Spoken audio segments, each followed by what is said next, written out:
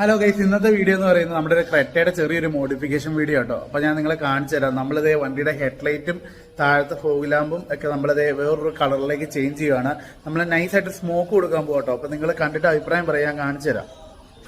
ഇത് നമ്മുടെ പഴയ ഹെഡ്ലൈറ്റ് നമ്മളിതേ ഇവിടെ സ്മോക്ക് ചെയ്ത് നിർത്തിയേക്കുവാണ്.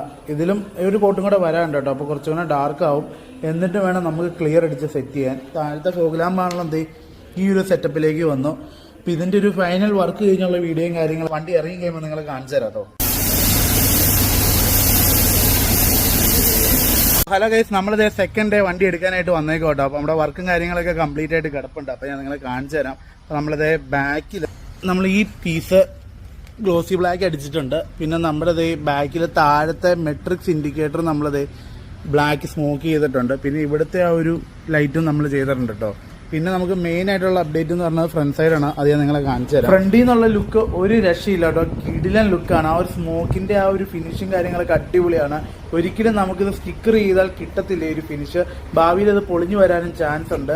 പിന്നെ ഇതിന്റെ ഫോഗ് ലാമ്പ് ആണെങ്കിലും അടിപൊളിയായിട്ടാണ് അവർ ചെയ്തിരിക്കുന്നത്. പിന്നെ ഈ ഹെഡ്ലൈറ്റിന്റെ റൈറ്റ് സൈഡും എല്ലാം പക്ക ഫിനിഷാണ്, ഒന്നും പറയാനില്ല. അപ്പോൾ നിങ്ങൾക്ക് ഇത് ഇഷ്ടമായെങ്കിൽ നിങ്ങൾ കമന്റ് ചെയ്യുക. അപ്പോൾ അടുത്തൊരു വീഡിയോ ആയിട്ട് വരുന്നവരെ ബൈ ബൈ.